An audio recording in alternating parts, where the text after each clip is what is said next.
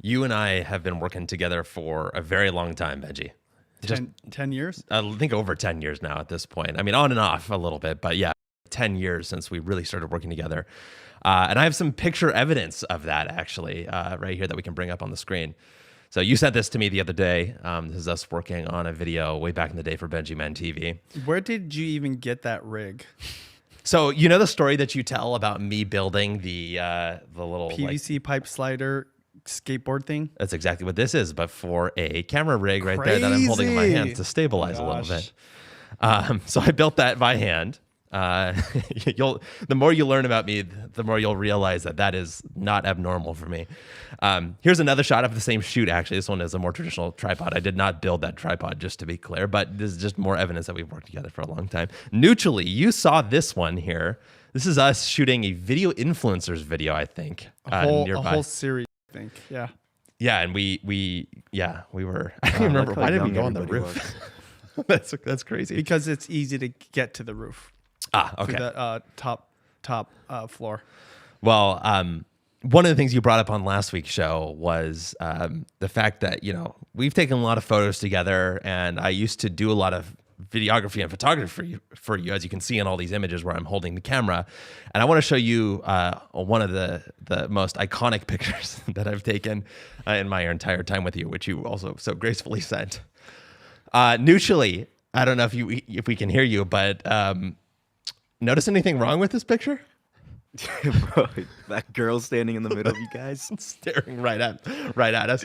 Benji, I just want to hear your reaction to this, seeing this after a long time. Yeah, it's very memorable because it would have been literally a perfect picture of Sean and I at the biggest creator event called VidCon, and there just happened to be no one really standing around, so we wanted a clean picture, probably for Instagram.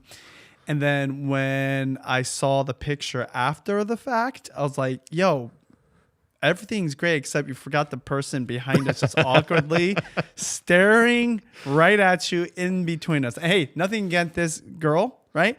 She seems like a sweet person. She probably a fan, wanted to attend, VidCon, but just the timing was really bad. And, this is just, when you're a creator, you don't just think about the person in the photo or the video. You just think about everything because you're literally like painting a picture. You want people to remember it for something. And so my eye goes towards this random person in the middle of us. It almost looks like a just a tiny human just standing like floating in between. It almost looks like it was edited in there. So this is one of the famous photos that Austin took, and he's a great photographer, videographer, shredder, editor, creates amazing content. That's why I started working with him.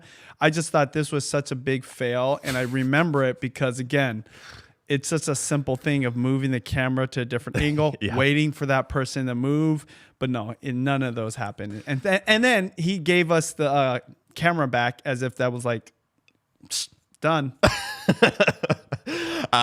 So mistake made. I just knew that AI was coming and that we could edit this out. Maybe that'll be the next show. Is that all? We should totally.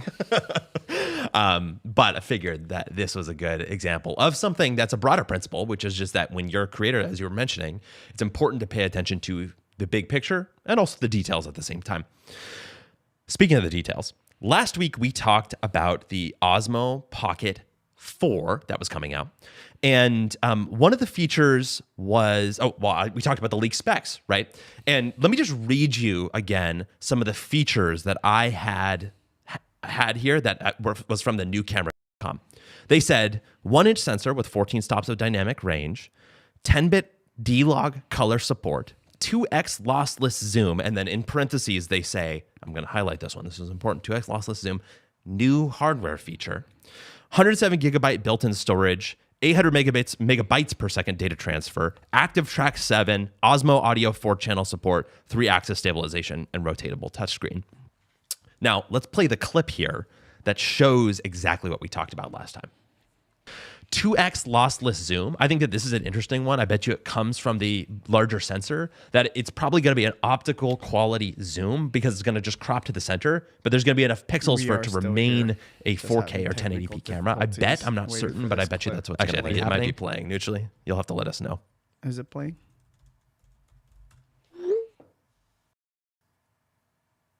Oh, I see. Yeah.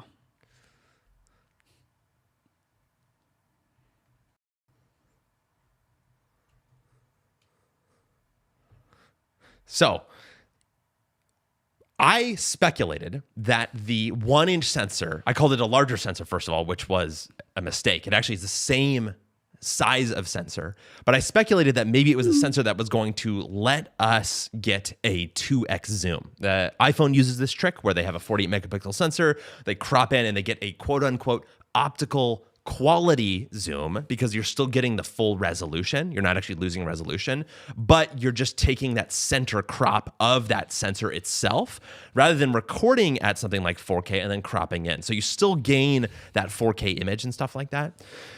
But after we posted that video as its own clip, we got a comment, and this is what it said here. Pocket 3, this is from Sunny B Creative. Pocket 3 already has lossless 2x. Now, Benji, I'm curious, did you actually know that? That literally on your Osmo Pocket 3, you have a lossless 2x option for zoom?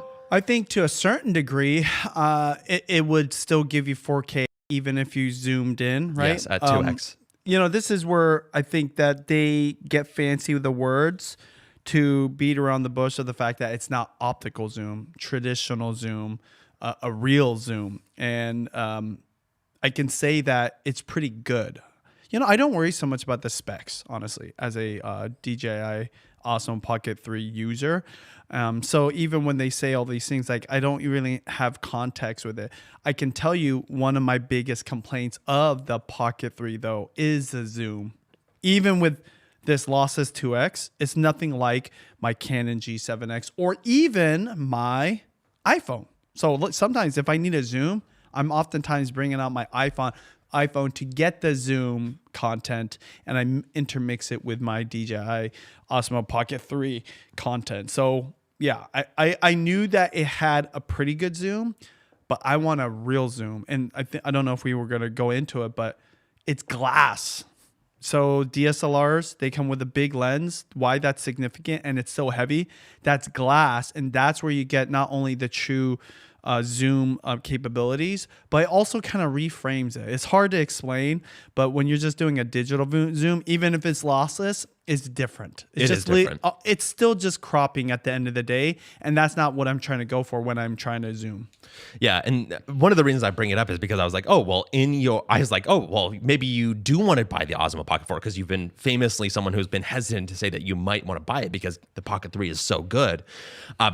I was like, the zoom will be one of the features that maybe will make you want to upgrade, right? Because for your live streams, your cooking live streams, having that extra zoom might give you some reframing options. Neutrally running the stream behind the scenes might have some options there as well. But I want to talk a little bit more about this feature because it's actually something that did not ship originally with the Osmo Pocket 3. And it got me thinking about the bigger picture of what's happening with the Osmo Pocket 4. So this is from author Kate Garibaldi from petapixel.com. In the article, DJI Osmo Pocket 3 update delivers more zoom, smoother focus, and pro color. This was March 6th of last year, so this was almost exactly a year ago. Here's what Kate has to say. DJI's latest firmware update, version 1.6.8.4, brings improved 2x zoom, smoother focus, and professional level color enhancements to the popular Osmo Pocket 3. The DJI Osmo Pocket 3 handheld gimbal camera has a standard 20mm lens with a toggle wheel for digital zooming. This update's new mid-tele mode, that's the key phrase here, mid-tele mode, brings lossless 2x mid-telephoto zoom at 40mm equivalent focal length. Unlike the standard digital zoom that lowers resolution, this mode retains the 4K Ultra HD quality and sharpness. So I'm curious, I think that it's a mode that you have to enable. Have you knowingly enabled the mid-tele mode? No. Would that be something that you would use if you, I actually am going to look up now how to do it on the DJI Osmo, but would that be something that you would use if it was easy to? And it's still, at the end of the day, a digital zoom, right? It is technically digital, but there's an optical quality. This is the weird thing, right? Because traditionally, sensors were only big enough to record at the actual resolution that it was. Yes. So if it was a 4K sensor, you could only record at 4K if you were doing the whole thing. Now, we kind of hacked that back in the day by recording 4K and then exporting at 1080p. And so you get this optical quality zoom. Yeah. In this case, they're doing that, but they're doing it in camera because the sensors are even bigger nowadays Yeah. and even more high resolution. Yeah. Right. Yeah, I would totally use it, but I just don't overthink it. I do kind of interchange the cameras, like I said, between the Pocket 3 and my iPhone because I want that real zoom. Yeah, I mean, I'm even looking at your camera right now, and it says that you tap the double arrows and when you're in video mode, and the icon will indicate when it's active. I checked your software here right before we started recording, and it is updated. So we'll have to report back on whether that's something you've used in the past and experienced. But it got me. Well, first of all, there's a couple of caveats to this, and this is your point about it not being something that is actual optical quality. Here are the caveats. When you're in mid-tele mode, this is again from Kate, the ISO will cap at 1600, so you can't go above 1600 ISO, right? It does not support active track, which is the thing where it follows you as you move along the scene. Do you ever use active track? Very rarely. Very rarely. And you can't use night mode. So there's a few really, really big things that you miss out on in that. Let me ask you a including question. HLG mode. Do you like watching videos where active track is on? I don't. No. No. I don't think really anyone does. No, I agree. You might not even think anything of it, but when you like really like ask yourself this, if you like this camera moving wherever, it doesn't seem natural, you know? It's almost like the camera's looking for you versus you just looking at the person. So I personally don't use it. This is actually one of my big critiques of all of these auto following features that I see on a lot of these cameras, is that they're too robotic in the sense that they aren't accounting for what an actual camera operator would do. So it's like if you move your head a little bit, the thing moves automatically. If you had an actual camera operator, they might leave it there for a second. If you stay in that location, then it might move. And I think that that's one of the problems, that it's too, I don't know what you would call it, like fiddly or too responsive. You actually want it to have a little bit of delay and which you fiddle. can set in a lot of tools. Yeah, right? exactly. But yeah, no, I don't use it. Well, it got me thinking, because this was the list that we came up with last time. I'm going to show you a comparison of the actual features of the Osmo Pocket 3 and the ones that I listed out that were leaked for the Osmo Pocket 4. And so here they are on screen. We can just show us. We don't need to be on screen neutrally. The first one is the sensor and dynamic range. On here, you see that it says that there is a 1-inch sensor on both cameras, right? So that's one thing. So honestly, when you look at that, that's not really even an upgrade in the first place from the 3 to the 4. Well, what about the color support? Well, there's a 10-bit D-Log M and HLG on the Osmo Pocket 3. The only one rumored on the Pocket 4 is 10-bit D-Log, so it's the exact same. There's literally no difference between the two. Zoom capabilities. I was like, oh, this is so exciting for you, Benji. 2x lossless mid-tele zoom, on 2x lossless zoom on the Pocket 4. Yeah. You already have that on your Osmo Pocket 3 for the most part. I'm sure there's going to be slight upgrades, but like, geez, they pretty much already have it. They say it's a new hardware feature, but I don't see any evidence of that anywhere. Here's the major difference between the two. No built-in storage versus 107 gigabytes of that built-in is a big storage. one, I think. Yeah. It's kind of like having your iPhone, right? Not having to deal with a micro SD. Active Track 6 versus 7. Well, we just talked about Active Track and how neither of us really are huge fans of it. 3 microarray versus 4 microarray could be a difference, but really I can't imagine it being a game changer. It just might be an improvement. And then the 3-axis gimbal and rotatable touchscreen, well, that's just what an Osmo is, and so that has it as well. So you look at this here, you look at something like this, and I'm kind of like, well, maybe you were right all along. It really is quite evolutionary rather than revolutionary when it comes to something that's an Osmo upgrade. That's a good way to put it. This is why right now I'm leaning towards still buying the 3. Because I think it's an amazing camera right now without any of those upgrades. And I talk about how the storage is a big deal only because once in a while you will lose. When I say lose, you will forget your SD card. It has happened to me very rarely because I'm religious about always putting it back in there. But it's nice to have that backup. My one concern is, you know, like most people that buy this, especially if you're not a full-time creator, or even if you're a creator and you just use it once in a while, you wouldn't think about this. If you keep using it and using it, right? Well, what happens when you run out of space on 100 gigabytes, especially if you're filming at 4K, like you can fill that up. Totally. And then what do if you don't have another SD card? It's better to have a practice of having SD cards and backup SD cards rather than just fully relying on that, because unless you're going to clean it out every time, which some people do, I would argue most people don't. They don't have that kind of discipline. Totally. And I use this every single day. So I know what I'm talking about in terms of like the practicality of it. So even though that is a nice bonus, I'm obviously going to use it. Like sometimes it's going to be nice not having to put in that other SD card. It's just a backup. Maybe I forgot the SD card, because there have been maybe like 3 times in the last 2.5 years where I forgot the SD card, so I couldn't use it at all. Yeah. Nice to have that backup, but that's only 3 times.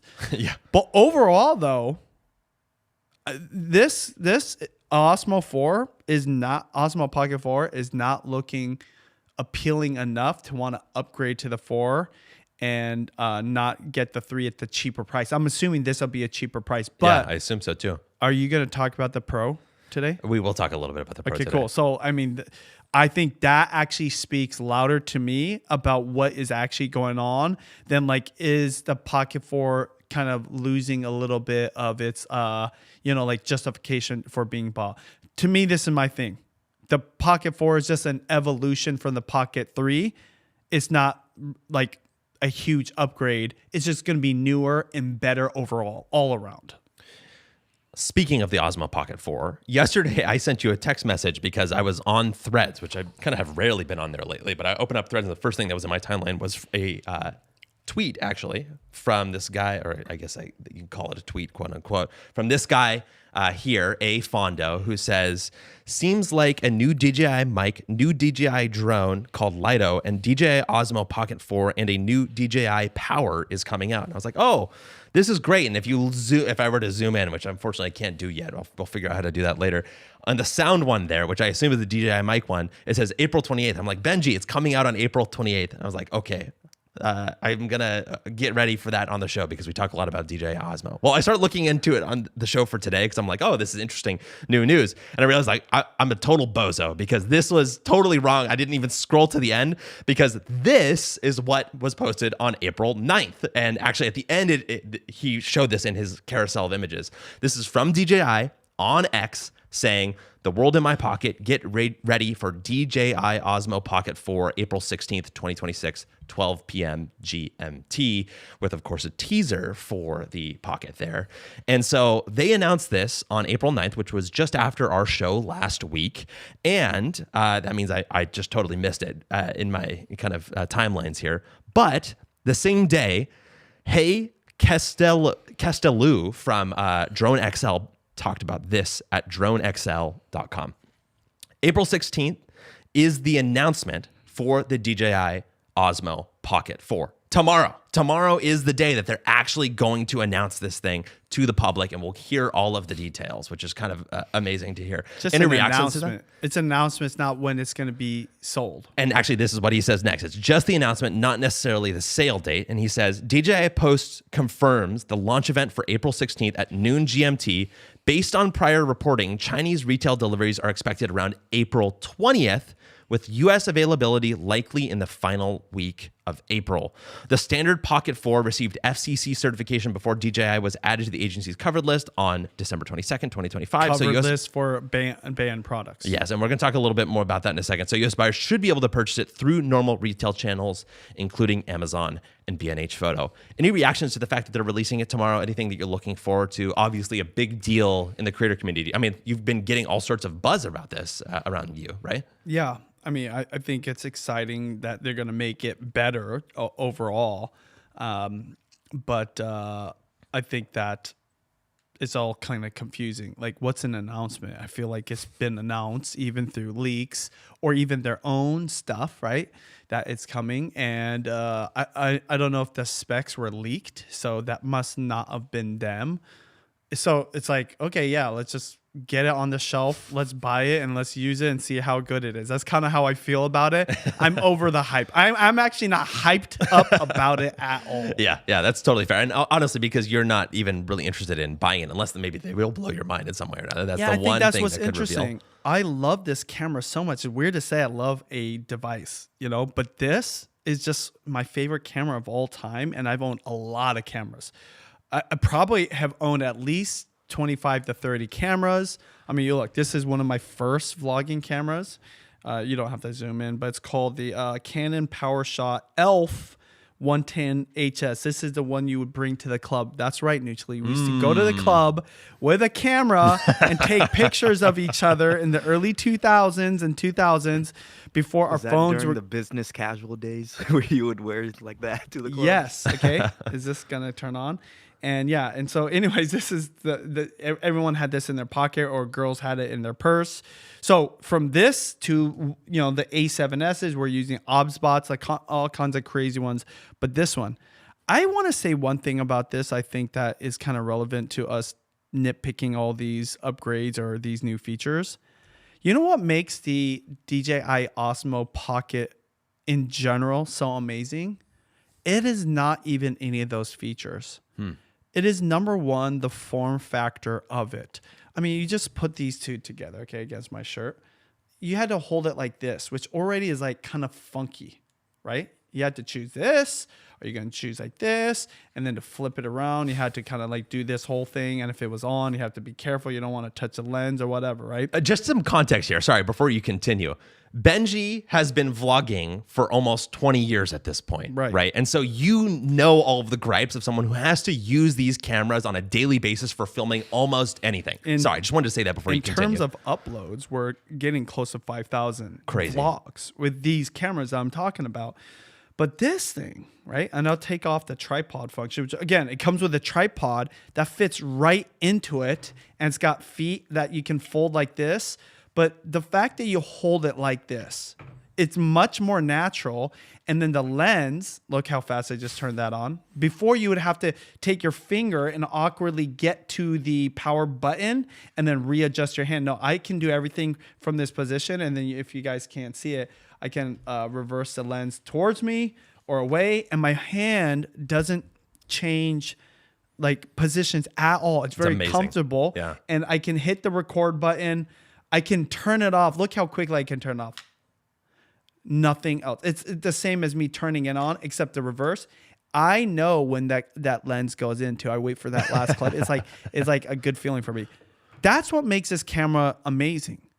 So if they upgrade these other things and it's not, like you said, a revolution, then to me it's like whatever. I'd rather more people get to use this camera. So that's why right now, without even using the 4, I'm like, hey, you guys, get the cheaper Pocket 3 if you can. You can't afford the price tag of $600 or $700 for the Creator Bundle. I do think this is important though. The extra battery pack. Again, this is an extra battery pack. Want to know one of the number one things that we had to do? Buy extra batteries, buy extra battery chargers, have it with us. Sometimes you forget the charger and then, you can plug it in with USB-C or whatever, right? But still, the fact that I just rarely run out of batteries. When I do, I'm amazed. I'm like, wow, I really did vlog a lot. But this just has amazing battery life. And then boom, look. It's a tripod. It's ready to go for like a selfie video. If I'm cooking, Judy used to I'm not kidding you. This is a true story. She still does this. Okay. She balances her cameras on the top of bottles like this. That's crazy. All the time. Wow. 2-liter bottles, small bottles, candles. Okay. And I'm like so nervous because it could fall and break. Wait. Credit to her. But like everybody take a look at this. There is a vertical support there with a lens at the top. Benji, I don't know if you mind turning your Osmo towards the audience and turning on the screen there. But what does that look like? A vertical support with a horizontal screen and camera. Well, guess what? That's the form factor Osmo. of. Judy was inventing the Osmo before DJI did. That's my theory. Exactly. That's Anyways, crazy. so yeah, I actually don't miss this at all. The only thing I miss, going back to the original kind of question, is the optical zoom, the real zoom. Because the one thing, even on these cameras, these consumer ones, there's multiple lenses inside. So this is why I can't turn it on, but it will pop out a little bit. That's lenses going at different distances that give you different zooms, real zoom, optical zoom, versus this is a digital zoom. That's the only downside. So my theory is you'll get it on the Pro. Speaking of the DJI Osmo Pocket 4 Pro, I wanted to talk about the availability of the 4 itself, because if it's announced tomorrow, there's some confusion around whether it will be available in the US. Now, here's the question. If I were to buy, if DJI announces the Osmo Pocket 4 on the 16th, which is tomorrow as we record this, it comes out on the 20th.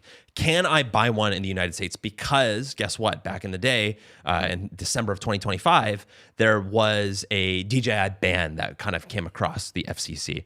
And so one of the things that happens there is that FCC has this thing that they call the covered list. The idea of the covered list is that if something is added to it, then it's paused basically from FCC authorizations in terms of it being available to be added. Now, of course, there's a whole thing going on right now politically between the US and China, economically as well. And DJI was added to the covered list. So, of course, that would mean that because anything that's coming out needs FCC certification, if it does not have FCC certification, then it will not be available to be purchased in the US. So that boils down to this very simple question, if that's all gobbledygook for you. Is the Osmo Pocket 4 on the covered list? And secondarily, did it already have certification beforehand? So is it banned or is it not? Is it banned or is it not? Well, here's the first answer to the first question. DJI is on the covered list. So that means that DJI in general cannot get any more authorizations going forward in terms of new products that they're releasing. So what about the Osmo Pocket 4 that comes out tomorrow? Well, fortunately for all of us who are excited about the DJI Osmo Pocket 4, it has already secured FCC approval before the December 23rd cutoff that happened last year, which means that the Osmo Pocket 4 that is announced tomorrow will be available in stores in the US starting hopefully around the end of April, as was rumored by Drone XL that we talked about before there. Now, here's the catch. There's a second Osmo that's supposed to come out this year, and there's lots of questions around it, and it does not seem like it's going to be announced tomorrow, and it's called the Osmo Pocket 4 Pro. That's what people are assuming. Now, there's lots of features. We've talked about this in previous episodes if you want to go check them out, but the sort of baseline one that they talk about is that it might have multiple lenses to achieve a zoom effect like the one that you talked about. Zoom effect or real zoom? Well, my guess is a zoom effect. I bet you they'll do kind of like the iPhone with multiple cameras on the back. They'll probably do the same thing on the Pocket. It'll give you optical zoom, but it won't be like your handheld camera that you were showing us before with the actual like optical zoom with a moving lens piece there.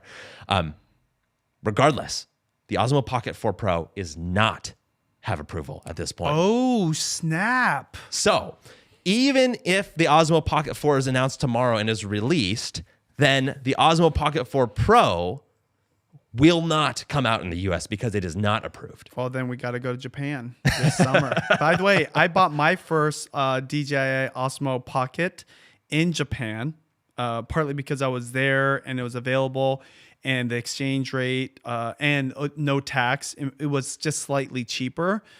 And so that was my first one. This is my second one. My first one still works, by the way. It's just like the gimbal is all funky and messed up, but still works. So I would totally, this was funny. The DJI Osmo Pocket 4, generally speaking, I will probably buy just to review it and to be able to speak to it. Totally. And also use it, of course. But I'm more excited about the Pro and what it could mean, because it, like you said, if it's just evolutionary, then it's like whatever. But if it's revolutionary and it's got something crazy going on it, then yeah, that would be awesome. My theory is like it's going to be a way better lens. And if it's a way better lens, one of the reasons why the lens is a big deal on these is because the gimbal has to have a light lens to be able to work. Mm. I've dropped this, I'm not kidding, from like 20 feet and it still worked. Part of it is the lens is not that heavy. The heaviest part of a camera is going to be the lens and the battery. Battery is really not even that significant. So if this was heavier or it had real glass on it, it would break. So so if you guys can see on here, I have this little clip. It's called Fly Mile. It's a like clip that's magnetic, and it clips to the base of the Osmo. So I don't need this base, and it just gives me a little thing. But it's magnetic. So I put it onto the playground to film my girls playing on the top of the slide while I'm running around the park just for like a B-roll shot. Fell off the top because no. they were like vibrating the playground, and it fell. I was like, oh, I heard it go bing. It hit one of the bars and then it fell on the ground, and it works fine. That's actually shocking because a lot of people do report the fact that they're afraid of the durability of the Osmo Pocket 3. It comes with so these come with a cover that you're supposed to put it into. I never use that. I put it into a fanny pack that's like getting jostled around. Sometimes I'm running. Usually I'll hold on to the fanny pack. Sometimes I don't, and it's worked fine. I'm telling you, this is one of the most durable cameras I've ever used. And it's not even an action camera like a GoPro. To be frank, the GoPros suck compared to this. Now, GoPro is for a specific use. For action cameras, it's amazing. But what's funny is it's not practical because people aren't doing action stuff all day. Yeah. Even the people that are in action sports like dirt biking or, like in the water or parachuting, whatever, like how often are they really doing it? And so they often want to use it afterwards. Well, the GoPro, you can use it as a vlog. They've not got the vlog version of it, but this all around is the best. I wouldn't use it if I was like dirt biking. I wouldn't like put it on like a thing or whatever. I would use a GoPro in that case. But the GoPro is like an accessory to your content creation. This is like my go-to number one now. I'm curious, in terms of your purchase plans, knowing that it's possible we won't get the Pocket 4 Pro. I know that you're holding out for it a little bit. What do you think you'll do? You say you're going to get the Pocket 4 just to test it out and see things. I know that you even talked about potentially Judy wanting to switch over to an Osmo, which is a big deal because she's still using those point-and-shoot cameras for the most part. What is your kind of roadmap now, if you were to instinctually say here, so we can kind of anticipate it for future shows? Oh, I'm definitely going to buy the Pocket 4 as soon as possible so I can review it for everyone. Of course, just use it. I mean, if it's better, it's going to be better, right? But say I had to buy another Pocket 4, but I could buy the Pocket 3 for $100 cheaper, $200 cheaper. I'm buying those. I might buy multiple of them. When the Pocket 4 Pro comes out, if it doesn't come into the US, I will either fly to Japan and get it. I'm serious. Or I would get someone in Japan to send it to me. Wow, Yes, really? I think that one's worth it. Also to review and to like be able to use. That one I'm more excited for. But I'll tell you what, say it was broke. Say I didn't have the funds. I would not have any fun based off of my experience and my love of this camera, like I was lacking. Okay, this is the thing. Ultimately, this is why I say this for anybody listening. Why do we get these cameras? It's to make our content look better, but not just that. It's to make our content creation maybe easier, but then it doesn't stop there. It's to upload it to a platform and get views. I'm telling you, I probably get more views of this little guy than people with $100,000 worth of gear. YouTube and the viewers on YouTube don't care what you're using unless you're like a tech guy or a camera channel. At the end of the day, even those guys, I'm telling you, some people that just the usability of this is it just lets me create content all day. You saw me. Yes. I made you breakfast this morning. I was cooking and I was using this Osmo. It's just so It's like an easy. extension of your Yeah, body. like It's crazy. normally if I'm cooking, I need to get a tripod, right? I'm not like my wife where I use my bottle as a thing. Plus, you can't bend it down to get the angle. And then even most tripods, and then I have to like mess with the tripod to get the different angles. No, with this, because it has a little joystick, you can control. It's a pan tilt zoom. Don't get me started on the PTZ capabilities. It's funny because it is literally the all-in-one content creator device, hands down. And that's the old. The new, yes, better. But this one supposedly is old. I'm telling you, you don't need anything more than this if you're creating content for social media or YouTube and you want to get views on your videos. This will do it. But hence why you're also very excited about the Pro, because if it is that big of an upgrade, you never know. I mean, it could be something that even takes you further. I'm somehow. more excited because other people get hyped up and want to know more about it. And I want to be the person to be able to tell you, Totally hey, is fair. it worth buying or not? Well, someone who uses it every single day for multiple vlogs. And I don't know if it is until I actually do it. Totally fair. In the comments, let me know, is there anybody, I would challenge anybody that's used the Osmo Pocket 4 more than me. Pocket 3, I meant. Because I've vlogged over probably almost 400 times with this thing. That's 400 proper episodes uploaded to YouTube. I think minimum, honestly, 400. Hundreds. Just some real-time follow-up from some people in the chat. Dagger4 Trey in the comments says, my only concern with the Pocket 3 is durability. I still treat mine like a baby. We just discussed that. Noochly actually brings that up. Thanks, Nooch, for commenting. Says that the magnet flip screen he's concerned about in terms of its durability as well. You haven't had any issues with that, right? That's Noochly? Yeah, that's Noochly. He also has the Muse, which has a crappy screen. So Bro, the DJI too, bro. Look it up. Benji hasn't had any issues. So I've never had issues. Okay, I'm telling you, and I like abuse this camera. Matthew Pate, do you know Matthew Pate and Pate official? Maybe, yeah. In the comments says, I think 4 will be available, but possibly not the 4 Pro, which is what we said here. 4 was already approved, if I'm not mistaken. Also brings up Insta360. Insta360 Luna should give us the zoom. Not sure about 10-bit color. And then he also says that he loves the Nano and Pocket 3.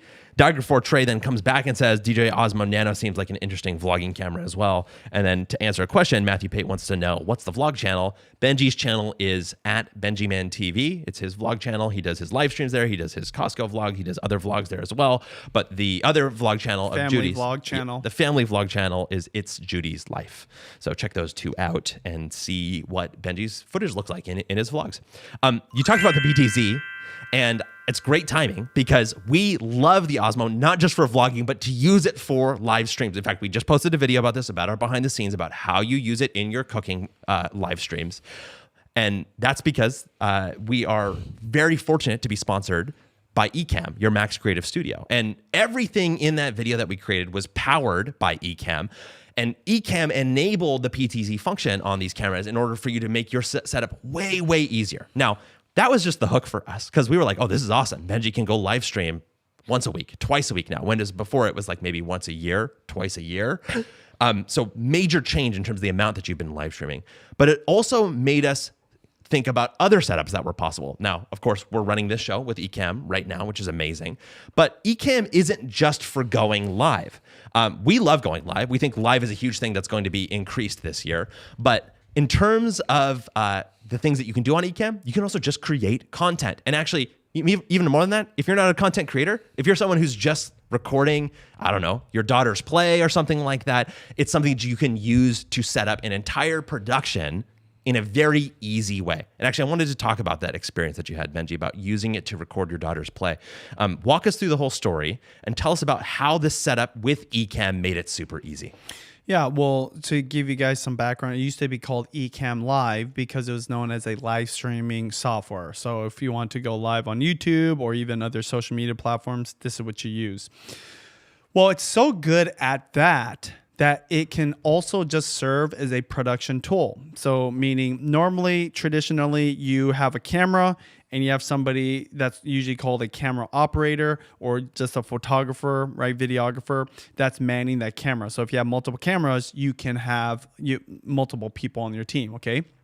Or you set it up by one person and they just hit record and it just goes. Well, what Ecamm lets you do, because it's a software, if you're connected into all those cameras, it brings all those camera feeds into one place on your laptop. That's what we use. And so if you're doing a live stream, you can choose different angles. Well, the thing is this, you don't have to actually be live streaming. So if you just want to record, for example, Noochly, who's running this live stream, he can run a production the same way he runs a live stream without actually streaming it live to any platforms, and he's just recording it on the central device versus recording it onto each SD card, then putting it into your computer, archiving it into your hard drive, putting it in the timeline. So he's real-time cutting. So a play, for example, he has all the cameras. In that case, he had 3 different angles, a close-up, a mid, and a wide. And the director, so he was working with somebody that was doing this. He's an editor, right? He's cutting from different scenes for different parts. And then by the end of the play, literally it was done. And that is the power of having some, I don't know what you would call Ecamm in that case. It's just a production software as well as a live stream software so that you can control it. And as if that wasn't enough, Ecamm lets you connect into cameras like the DJI Osmo Pocket 3 and control the pan, tilt, zoom, meaning the head of this camera can move to different angles and zoom. You can do it through the Ecamm software. So you don't even have to be touching it, and he can zoom in. So it's all centrally located in that case, and you don't even need a camera operator if you don't want to use one in that scenario, right? Like that is the beauty, is he's able to change those things live, basically. and then think about, You guys forgot to mention the ISO recordings. yeah, That's and a the great point. ISO. So okay, real quick, what ISO recording means for those of you like me that not a video, like editor or production person. As he's live cutting it inside Ecamm to have like a real-time edited piece of content, it also is recording that angle in its entirety as a single file. So when it's done, you have the live cut, then you have 3 different angles from the 3 different cameras. So if later you want to edit, but the thing that makes this great, if you do it right and you have a good production person like a Nucci or director, you don't have to post edit it. It's already edited. So like a play, for example, I'm not downplaying the importance of this play. In fact, it did get edited. But the point is, at the end of the play, there was an edited version that actually our family watched and we loved it. We just got done watching this 2-hour play and we watched almost the entirety because it was edited with Ecamm in real time with the different angles. And then it gets kind of crazy what's possible. And then remember, if that's live streaming on top of it, you can also be live streaming to these platforms. You have the edited version. You have the ISO recordings at each different angle. So the possibilities are not necessarily endless, but there's just way more options. And it makes you as a creator way more effective and productive because you could do a lot more with less people using a tool like Ecamm. You're making my heart sing, and really that's just the very beginning. You should continue to watch our show or watch some of our past shows where we talk about it. You can watch our behind the scenes video where we talk about Benji's actual live streaming setup, or you can see how it works for yourself by starting a free trial at the link in the show notes and use code BenjiTV15 for 15% off your first bill. Again, Doc Rock, Ecamm employee, friend of the show, pointing this out. If you buy the yearly subscription, you can get 15% off your entire first year by using that code BenjiTV15 for 15% off your first bill. Of course, you can try it out beforehand as well at that link in the show notes. Thank you so much to Ecamm for creating such an incredible tool and for sponsoring our show. We run a podcast here, obviously, and of course, Ecamm is central to all of that. But there's an interesting thing that happened over the last few weeks that is changing some of the podcast landscape. Now, this has been an ongoing beat, I want to say, for the last 5 to 10 years or so. But 3 weeks ago, Apple released iOS 26.4. That was March 24th. And this makes good on a promise that they made at the Apple newsroom. And here's what they said in the Apple newsroom. Today marks a defining milestone in the journey. By bringing a category-leading video experience to Apple Podcasts, we're putting creators in full control of their content and how they build their businesses while making it easier than ever for audiences to listen or watch podcasts. In the Apple Podcasts app, users will be able to switch seamlessly between watching and listening shows, making the experience of discovering and viewing video podcasts as simple and as enjoyable as listening to audio podcasts has always been. Users can watch video from within the app and move to horizontal full display, as well as download videos to watch offline, and automatic quality adjustments powered by HLS technology ensure smooth playback across network conditions, delivering the best possible experience whether listeners are on Wi-Fi or a cellular connection. Video episodes will integrate with existing features Apple Podcast users already love, including personalized recommendations and editorial curation on the new tab in category pages. There's a little more here, but the bottom line is that creators can now put video podcasts on Apple Podcasts. Any reaction to that immediately? Because I have a take, but I'm curious about your immediate reaction to the idea that YouTube podcasts onto Apple. Just Apple any Podcasts. video podcast can go on Apple Podcasts now. Well, yeah, I think I want to say probably about half of the people that are consuming podcasts like to watch it, or at least have the option of Minimum. Half. minimum, right? So yeah, you're losing out by not having that. And the real question is, will people even care? Because where do they watch a podcast? YouTube, I think. I think people are. I was watching podcasts when Joe Rogan was on Spotify, But right when he went back to YouTube, I haven't even opened up Spotify, honestly. So I think that it's a necessary, option.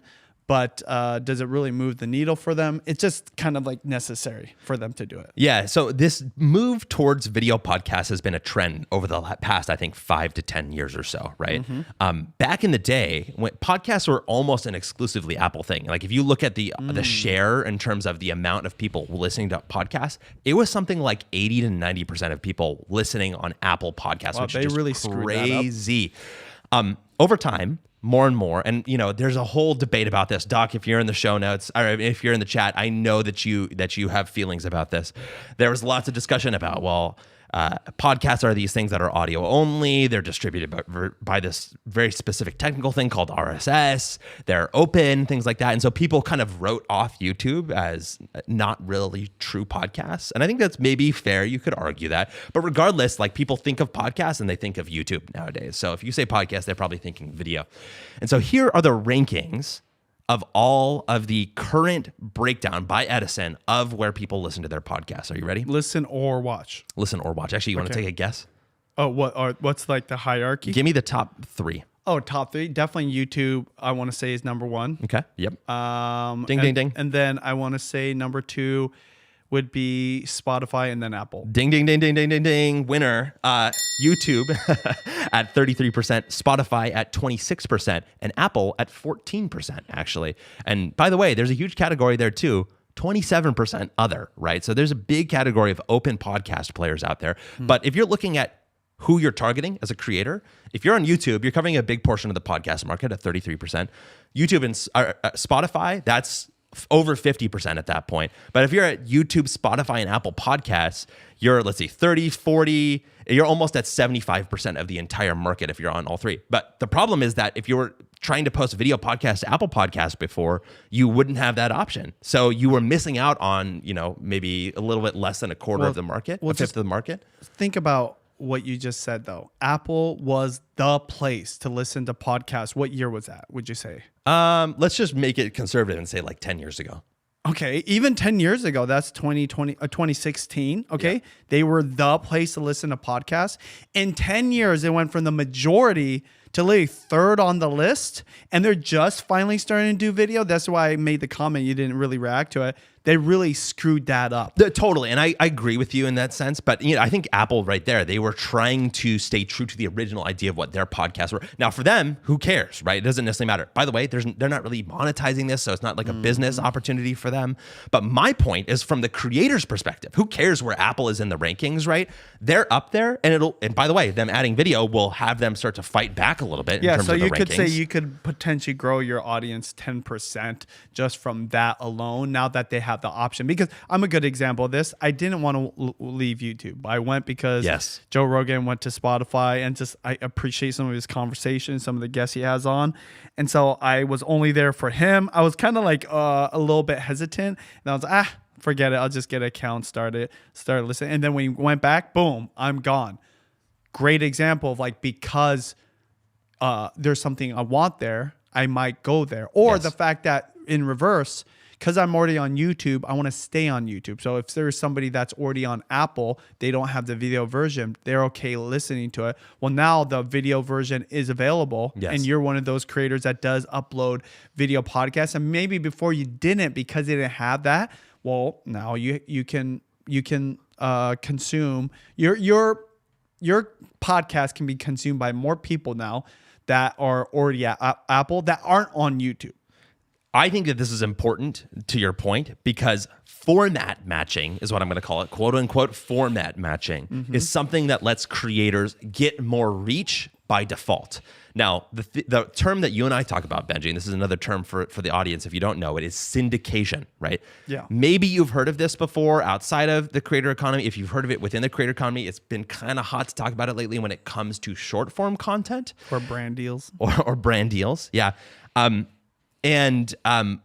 We had a creator at our recent event, the Seattle Creator Summit, named Alex Key, and he's a long form vertical creator. And when we say long form, we mean that he's making videos that basically fit at what he calls, this is his phrase when he was up on stage, the high watermark. which is basically how high he can post to post across all platforms. Yeah. Now he's making videos at 3 minutes of length because I think on his shorts and on his reels, he was at like 3 minutes or something like that.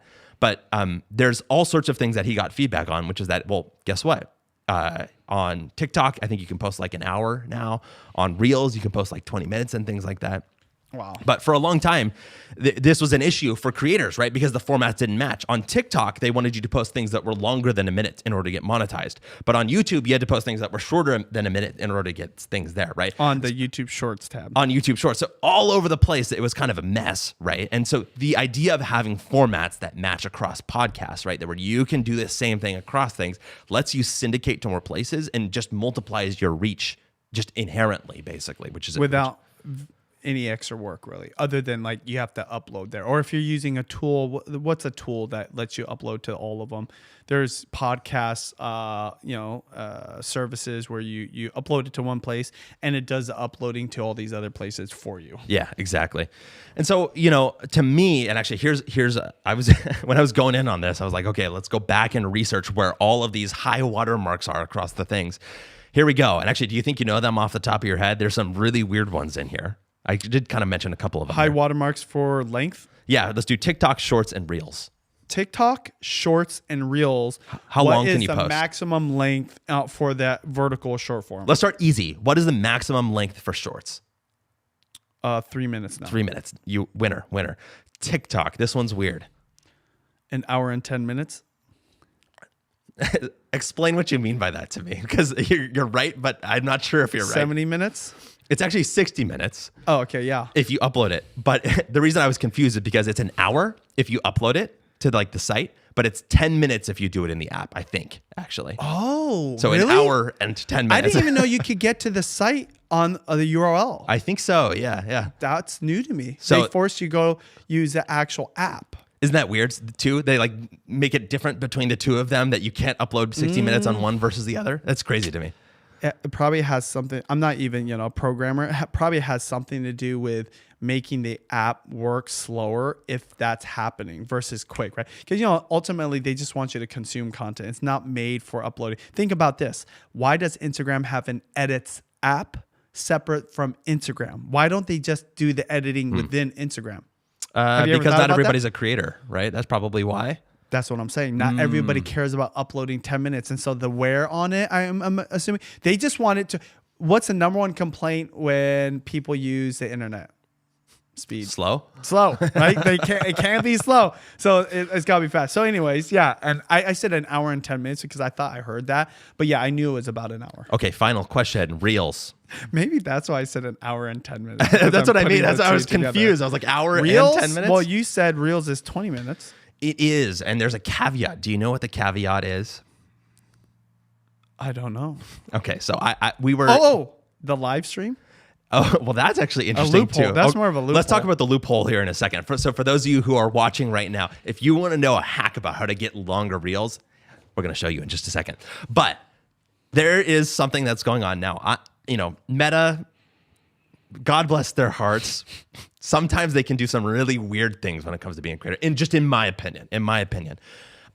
So I was going in and I did some research about this and I saw somebody reporting about this. I'm like, there's no way that it's right. Well, here's the answer. You can create reels that are 20 minutes. And here's what they say on the graphic here. But any reel that is over... Did we lose Neutrally? Neutrally, can we pull up the graphic? But any reel that is over 3 minutes will not be recommended to new audiences. Dumb. So instantly, I'm like, why would I ever upload a reel over 3 minutes at that point? Do you think it's the same with my live streams? That's a good question. It probably is. I bet you it is.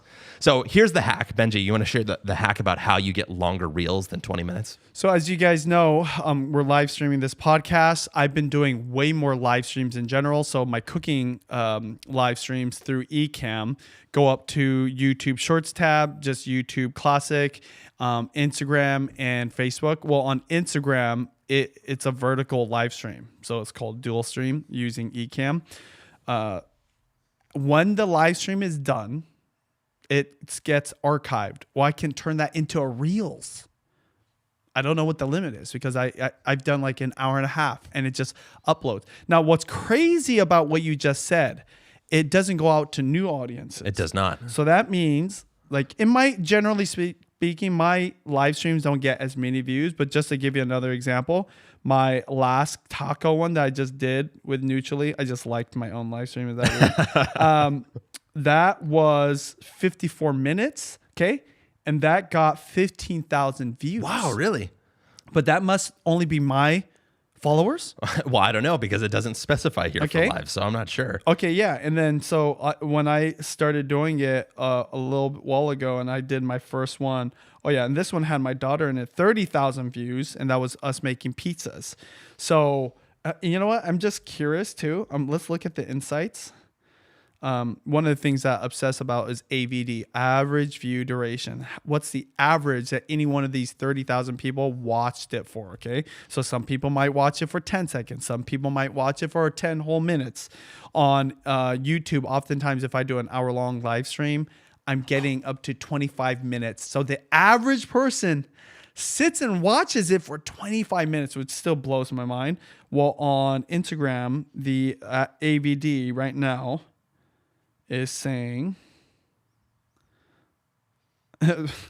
is 12 seconds. Wow, really? That's pretty standard, actually. Yeah, it's pretty standard, but I mean, 12 seconds is the amount of time people are watching that. By the way, the average we've heard from other creators in terms of just regular short form content is like 5 seconds.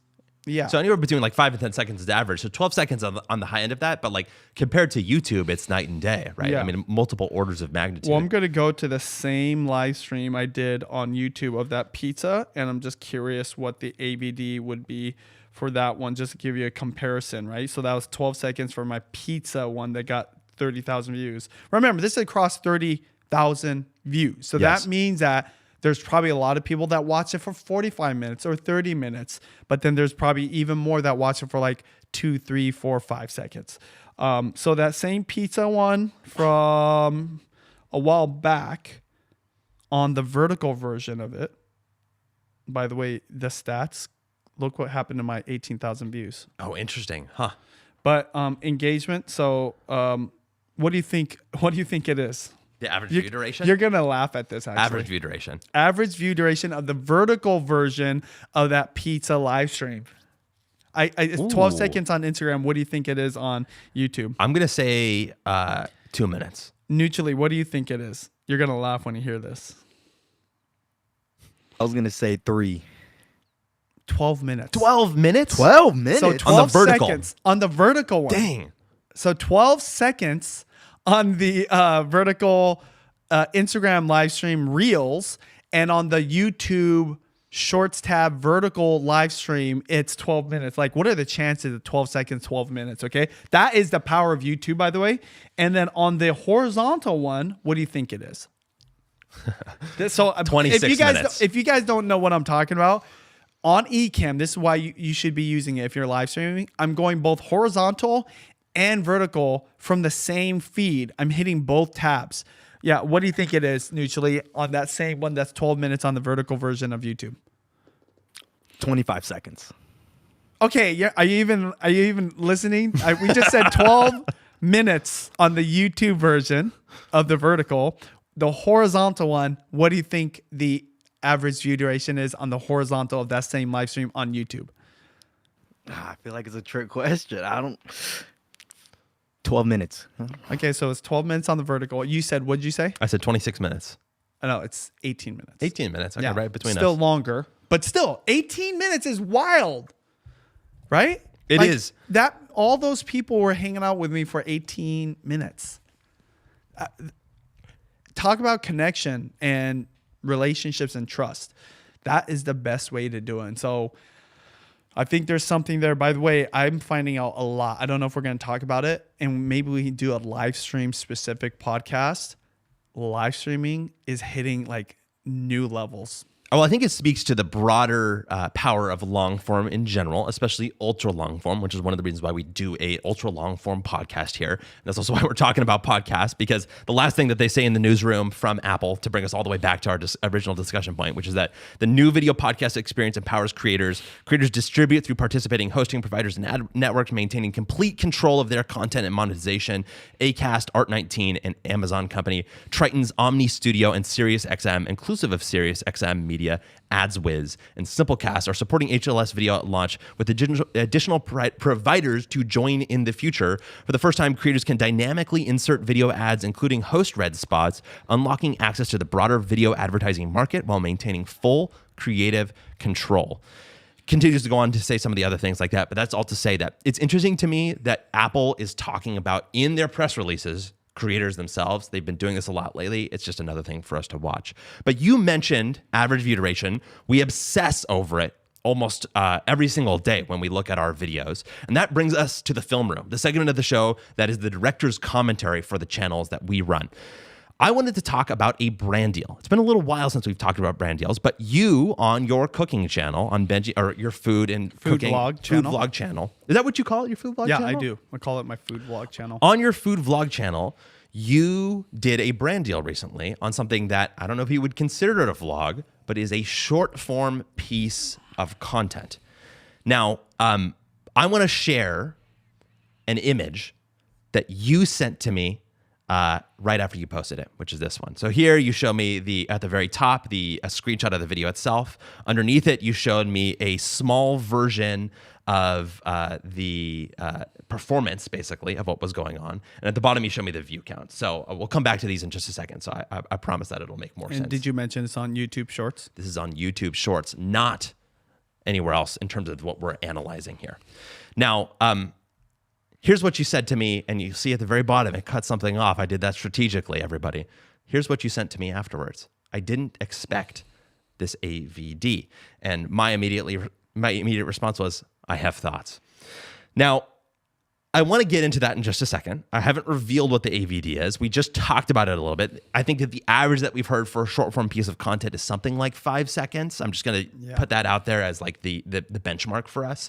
But here are the actual pieces of data around when you sent this to me, which is about 2 days after you posted this short form piece of content on YouTube Shorts. And they give context.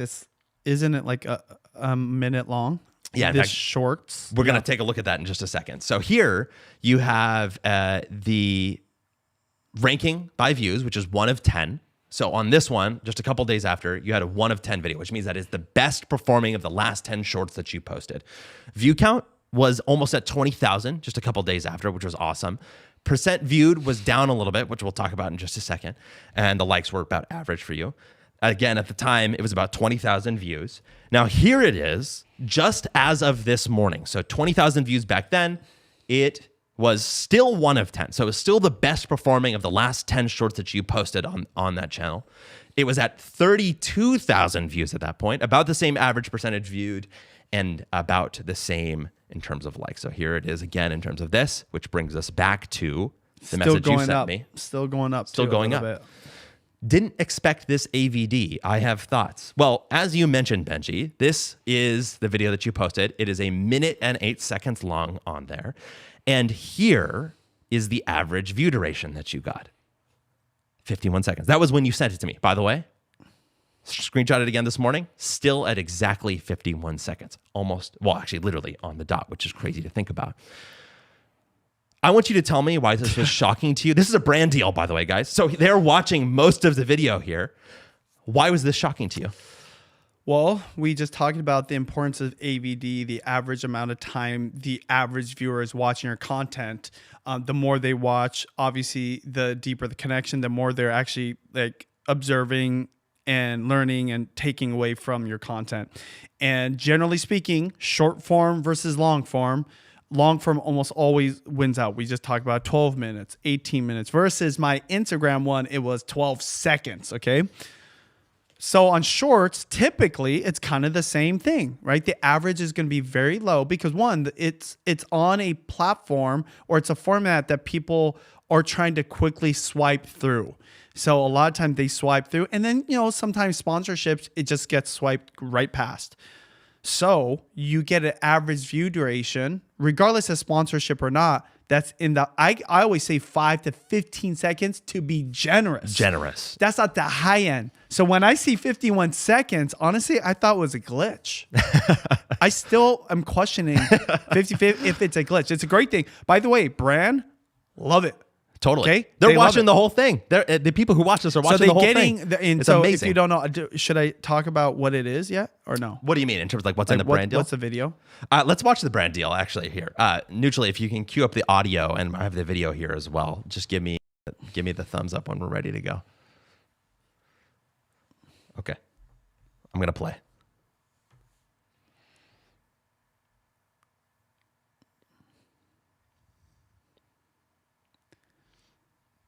It's literally my normal Costco vlog condensed. I'm glad you mentioned that because we're going to talk about that.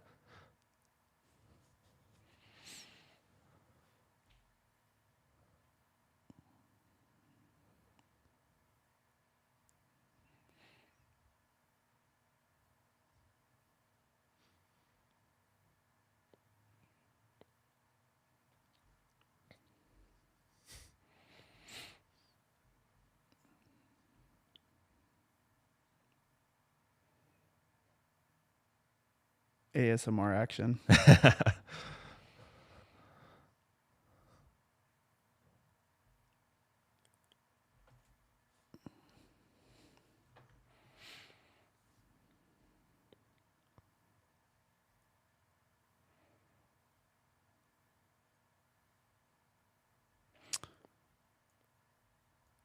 Oh. So unfortunately, hopefully you heard that. If you didn't, you can watch the replay, and I'll drop the link in the chat as well.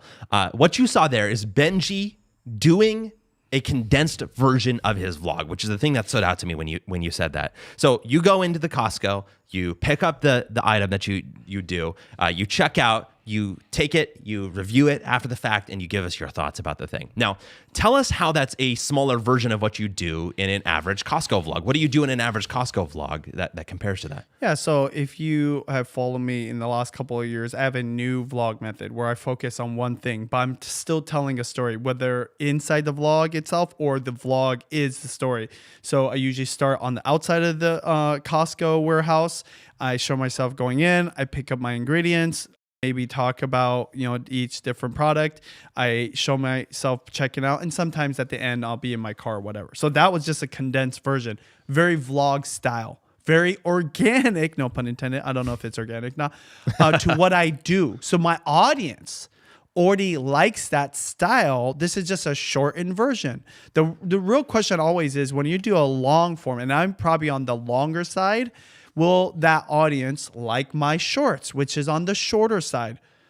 I think this AVD is saying like, actually, yeah, they do like it. And part of, I believe, is because it's equating to it. Did we look at the demographics at all? We will look at the demographics. Okay. Actually, if folks are okay with it, I'm actually going to play it one more time because I think I figured out why we weren't doing it. And I think it's worth seeing this because it speaks to what Benji was actually doing. Neutrally, just give us, I'm going to go ahead and play it and then just let me know. You can text me if it's going to work here. All right, guys, I'm here at Costco and I got something that I need to pick up. Oh, thank you. Cut right across. And here it is. Prunes. So you can see Yeah, they got how a it's whole display following of it the right now. same format So as what I love Benji's about vlog. this is not just a multivitamin, it's not just a green gummy, and it's not just a prebiotic. It is literally all of those. Comprehensive, convenient. If you're super busy, this is right up your alley. And I like to stay healthy too, so perfect. I'm definitely gonna get more than one. One of these will be for the studio. Another one for my gym bag. Yeah, gotta get them all. All right, let's just try one of these right now. Comes in these little packets right here. So cute. A superfoods gummy that actually tastes good. A lot of the ingredients are really healthy for you. Look at this, vegan, gluten-free, nut-free, dairy-free, no artificial colors, no artificial flavors. Low sugar and 6 grams of fiber. Doesn't get better than that. Nationwide, Costco warehouse. If you're a member here, get some. So like what you were saying, this is a cut down version of one of your vlogs. It's like as if you took one of those segments and turned it into an average piece of content. Now, for me, my initial thought was that's why it's getting that average view duration, because it's taking the vlog format that your followers know and turning it into something that is bite-sized. Yes. I mean, literally in this scenario, right? Which is amazing to me, right? And that's one of the things. Now, you were asking about demographics, and I'm here to reveal, and unfortunately, I don't have the image because I didn't think about this beforehand. Oh, okay. The average person watching this is over 65 years old. And actually What just is goes going down on from there. here? So we've noticed this really recently, and if you're a fan of the show, if you've been watching, we noticed that Benji's channel, for whatever reason, actually, we know some other people who had this same experience who are also doing live streaming, are reaching older audiences on YouTube Shorts. Now, it's bizarre because when you think of vertical content and you're watching short form By content. the way, no offense to that demographic or the age range. It's bizarre because I just never had that connection or tapped into that audience ever.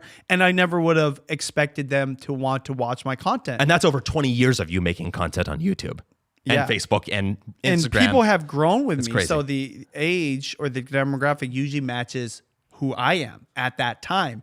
So this is like just, I don't know, going to, what is this? I honestly, I'm rarely like shocked by anything I see.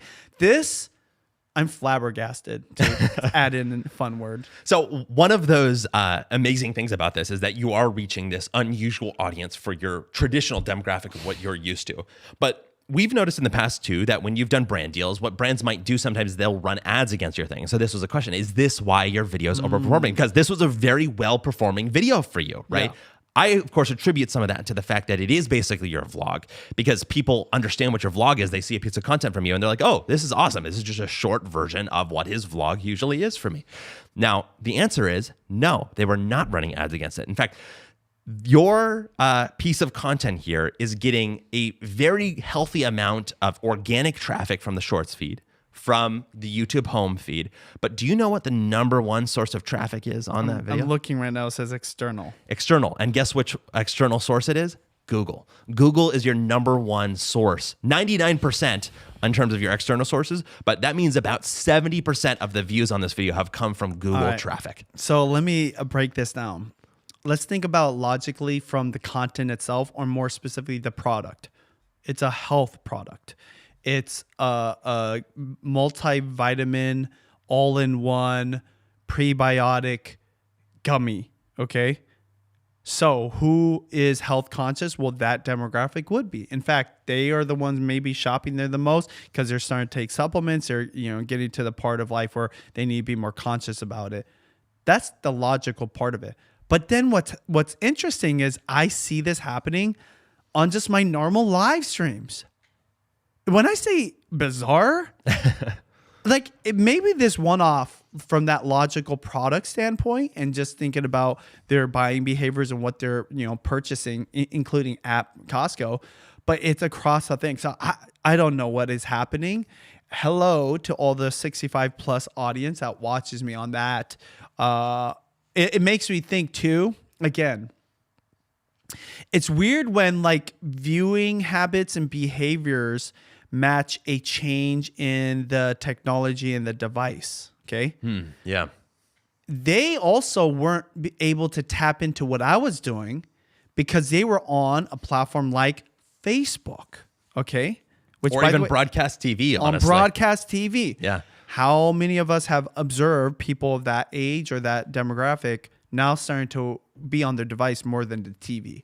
And then the question is, what are they on the device? Well, in this case, at least for me, I'm getting a huge, we're not talking about like 100 views or 200. That's not like a glitch or just like a coincidence or what. No, this is like a regular thing at a high amount of views. Across formats and across types of content. I should check Facebook. You should check Facebook.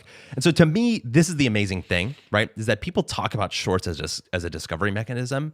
I think that demographic piece is a huge piece of evidence there. And if I were to kind of summarize everything that you've done here, the first thing is that a video is not going to be successful most of the time if it's just not a good piece of content. So bottom line, it was a good piece of content that you created. I know that you're proud of it coming out. You told me that you thought you did, that you kind of nailed this one. So you kind of felt it ahead of time. You were seeing those green lines of the matrix.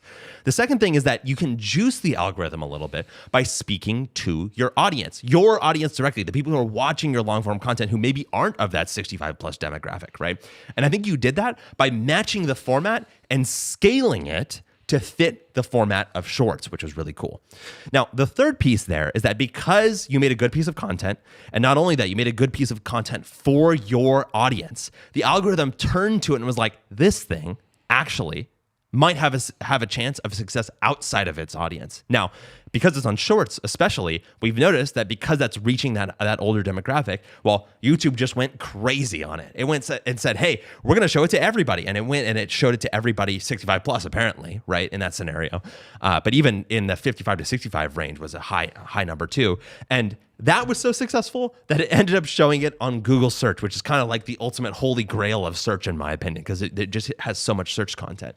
And so that's all aligned in this kind of beautiful way, encapsulated in this brand deal. And it speaks to just number one, very simply, make content that you know is going to be successful for your audience, that you're very proud of, but also think about the other discovery surfaces that you might be reaching and experiment with format, because guess what? When you're experimenting with format, you'll probably also experiment with reaching new audiences. Did you find anything out about on Instagram? No, if my demographics on Facebook follow a more like familiar demographic, which would be closer to my age. I'm 42, so it Interesting. falls within that range. Now, I couldn't look content specific, so I wasn't able to pull that up, but yeah, I have no idea what is going on.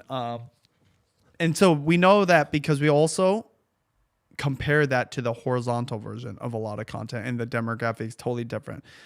It's amazing. And We're going to have so to look into that more. I just had a summit called the Seattle Creator Summit, and I had 100% creators there, and the speakers are all creators except one, which was my attorney. But the creators who talked about live streaming, they also said they noticed this.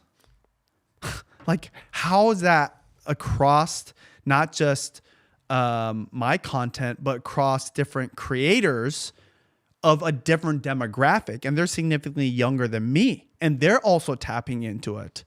Well, it maybe shows you that YouTube Shorts just generally is reaching that audience as a whole, because if that's happening across demographics, across age groups, across niches, like, to me, that's showing you that maybe a lot of that YouTube traffic is coming from an older demographic. Don't get me started. Let's get to some AskCSP. We have a real-time AskCSP from Matthew Pate in the chat who says, do you all utilize linking Reels to other Reels in Instagram? We just talked about Reels. We talked about the power of short form. Have you used that feature yet, that it lets you click on an actual link to another Reel within Instagram? No, I have not yet. And why is that? Have you? I haven't done enough. I don't upload a lot of content to Instagram except stories, just to kind of show people what I'm doing day to day. And when I do a Reels, I'm just happy that I edited it and I'm uploading it. So I don't even think about like the strategy beyond it. I'm not trying to grow that audience. I mean, don't get me wrong, I would love to, but I'm so focused on YouTube and what I do with my food content, whether it's a vlog or live stream. So Instagram doesn't get a lot of attention, and I'm not utilizing it at the highest level. Have you seen anyone else post using one of those? No, I have not. And then my final question is, do you have any reaction to that feature? Do you think that it's a worthwhile feature overall? How would you use it strategically, instinctively? You know, this is my philosophy on any feature. If it doesn't take a lot of extra work, but it has some kind of ROI, or it just helps you get more views, a longer session time, or more even AVD, 100% you should do it if it's easy. Now, the question is, why am I not doing it? I'm just not in it. You know, like Instagram, I'm not the Instagram expert. I feel like, generally speaking, I'm probably better than your average user for sure, because I'm a creator. I know how to create the content that can get views too. But that's what I would say. And this one would be a good one, because I imagine you can link it to your own Reels.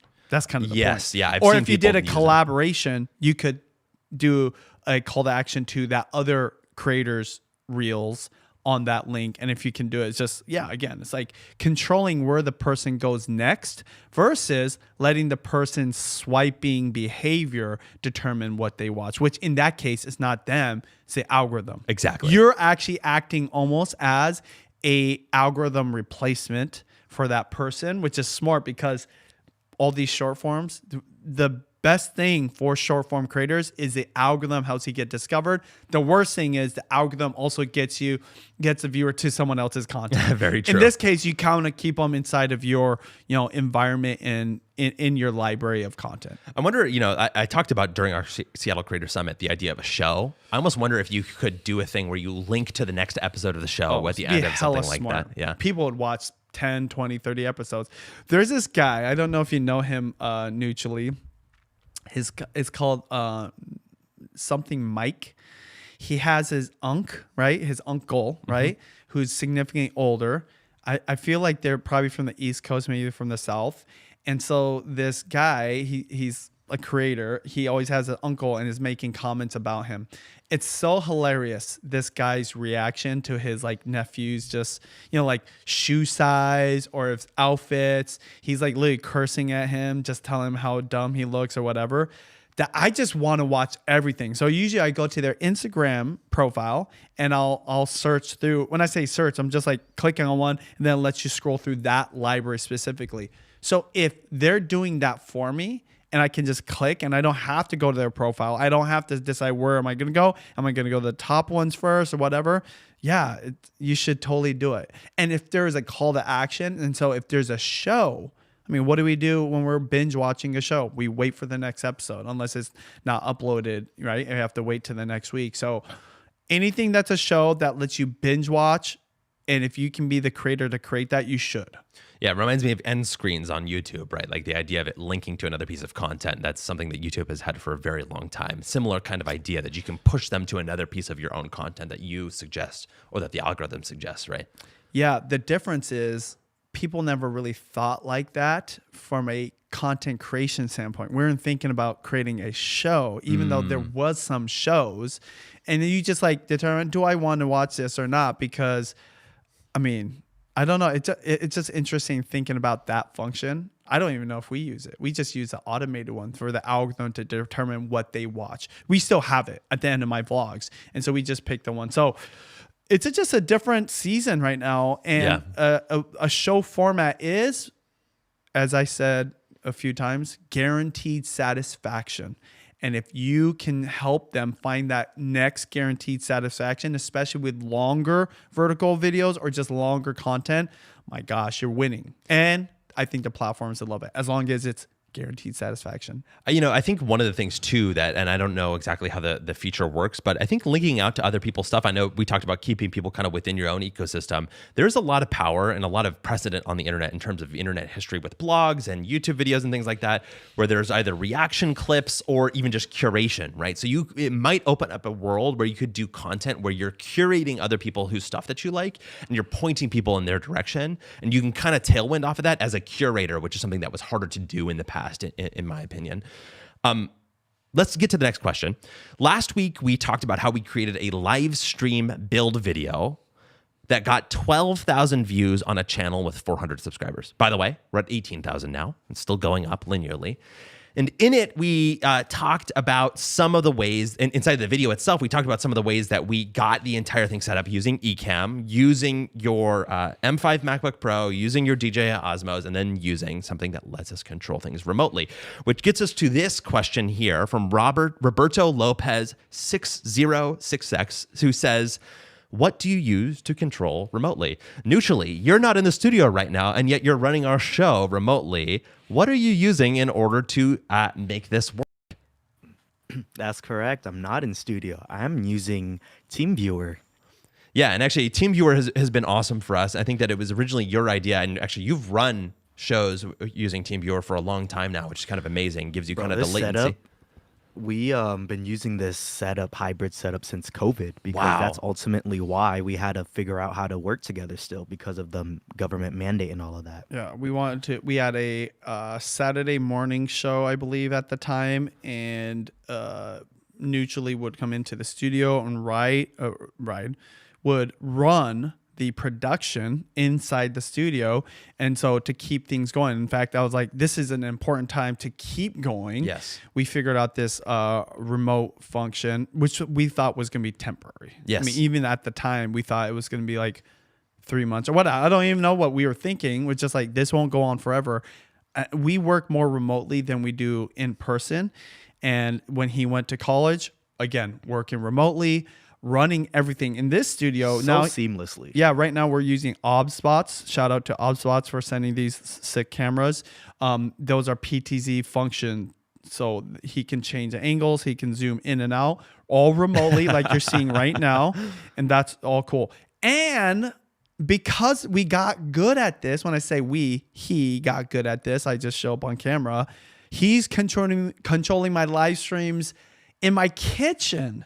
And my wife loves this because as much as we love Mutually and we appreciate the whole team, it's nice just to have our kitchen to ourselves because it's ultimately our home and not a production studio. So he can still be there and have a presence and control it.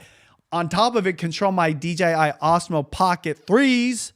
And also what you just saw him do with the PTZ cameras here, he can do that with this. And the crazy thing about that too is that you're able to then mask kind of it moving by having like a wide angle, right? And that lets you make it look like you have like 10 to 50, as many angles as you want in your kitchen by strategically Which most placing people the camera. aren't going to have a clue what you're even talking about. Basically, I have two cameras, two DJI Osmo Pocket 3s right now. But when you watch my live stream, it looks like there's 10 cameras because he has so many different angles. What he's doing is, I have one camera, we call it the A camera. That's always the wide shot. And then we have the second DJI Osmo Pocket 3 that's preset to oftentimes 5 different angles. And when he's switching the angle on that, we call it the B camera, he goes to the A camera, shows that, and in the background, he's moving this angle to the next part, the cutting board, or the next part, the cooking on the stove, or the ingredients on the counter. And it looks like it's a whole nother camera when really it's just this one acting as 5 different angles. And he's doing that 100% remotely, not inside my thing. Because I used to do these live streams and I sometimes have 3 people in my kitchen. And so my wife's like, she minimum. lost her home. Yeah. Okay. And now not only do I have no one in my house. Sorry, Judy. Yeah. I also have the whole production happening in a condensed setup, which is just a laptop and 2 of these Pocket 3s. And that's what Austin is talking about. And we did a video on it, which is doing really well and still getting views. It's still getting views. Yeah. I mean, the amazing thing to me, right, like Benji describes there, is that this is happening. Mutually, who's actually running the show, is doing it from miles away, right? That's the crazy part. 100% remote. And the way that is so powerful for this is that he's able to control those cameras individually, even though he's remote. So that way you don't even need a camera operator in the kitchen. That's the thing that maybe would have always been something that you needed in the past in order to get those. I mean, either you'll need 5 to 10 cameras or you'll need someone moving around. Now you don't need either of those things.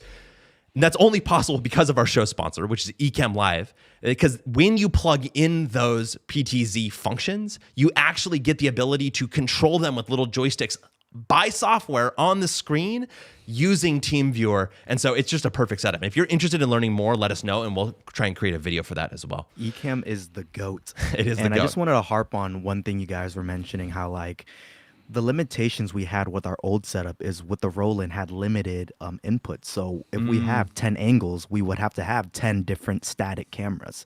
With the PTZ functions, with the Osmos, like Benji said, it's 2 cameras, but 10 angles. It's just ridiculous. And honestly, it's totally revolutionized the way that we've run any show, because we've been live way more this year than, honestly, maybe more than you've ever been before, I imagine. I can't even imagine anything else that's close to this. Well, and then we just talking about the 2 different cameras. We do technically have a 3rd angle that we use, which is my phone using the Rode NDI app that connects literally right away. And I have a mobile function, which again used to be another $5,000 camera with like a $2,000 wireless remote receiver kind of thing. It was huge, and someone else had to hold it because I couldn't hold it, especially while I'm doing stuff. But this is so light, I can use like a simple tripod and have a angle like another camera that brings me out to the backyard. We just did it with my taco live stream. It's crazy. And we're using the audio off my phone for when I'm outside, but it's kind of, we just did a really good video, but we didn't even talk about that angle. And so I think we could do even more in depth of like the possibility. Like, you know what? Like everything possible with Ecamm. Seriously. And just, it gets kind of ridiculous because the reason we have such a small setup, I need it to be easy for me to set up at any time, and Nucci jumps on and runs it. We add the third camera almost like hesitantly because we know it's another thing that he has to think about, but it's so easy. We oftentimes use it most like half the time I'm streaming, you know? We've been ending the shows by reading letters to a young creator from the Steve Jobs archive, which is their attempt at kind of taking some of the greats, some of the great creatives, creators, people who are creating things, they define creator broadly, and having them write letters to folks who are beginning their career in creating their own things, or honestly, at any point in their career in doing these things. Today, I wanted to read something from Mona Simpson, who is a renowned American novelist and academic known for works like Anywhere But Here. She's also recognized for being biological sister of Apple co-founder Steve Jobs for extensive work in literature and the education at UCLA and Bard College. Here's what she had to say. Letter to a young writer. The most important thing is very simple. Develop a daily practice.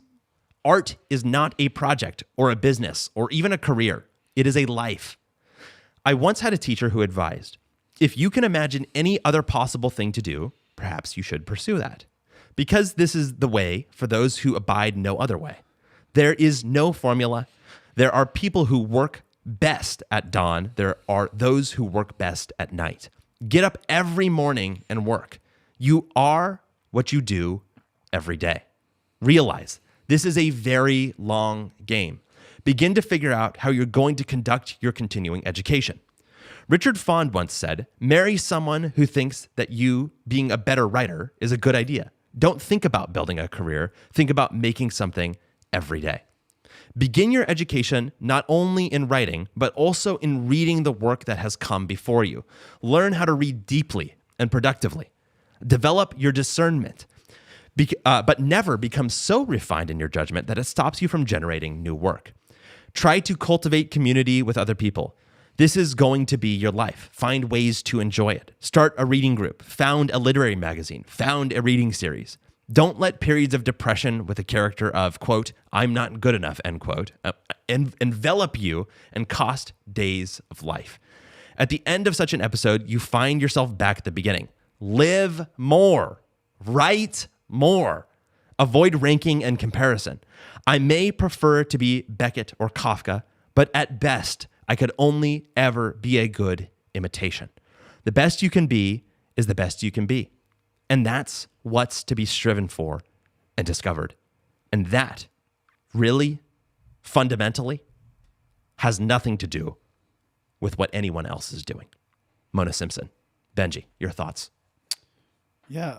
Rather than try and do everything the best you can do, just do one thing very simply that's sustainable, that you can do every single day without even thinking, and you'll be surprised what you can accomplish and how good you will get. And that's especially with content. My wife is a great example of that. 4,500 uploads doing one thing. She is on Instagram and Facebook. Sometimes she posts there. She's not entertaining TikTok. She doesn't have the FOMO. She just does the vlogs on YouTube for now 16, 17 years. And she's one of the greatest of all time, doing one thing for a while, once a day. Now it's like 2 to 3 times a day. It is totally possible. And that resulted in the 1.3 billion views, long form. Thanks to our show's sponsor, Ecamm, your Max Creative Studio, something that has helped us record something almost every single day. You can learn more about Ecamm at the link in the show notes, and you can get 15% off your entire purchase. So that could be an entire year of using Ecamm. And you can also support the show using our code BenjiTV15. As always, thanks to the students of Logging Academy, and thank you so much for listening. We'll see you next week.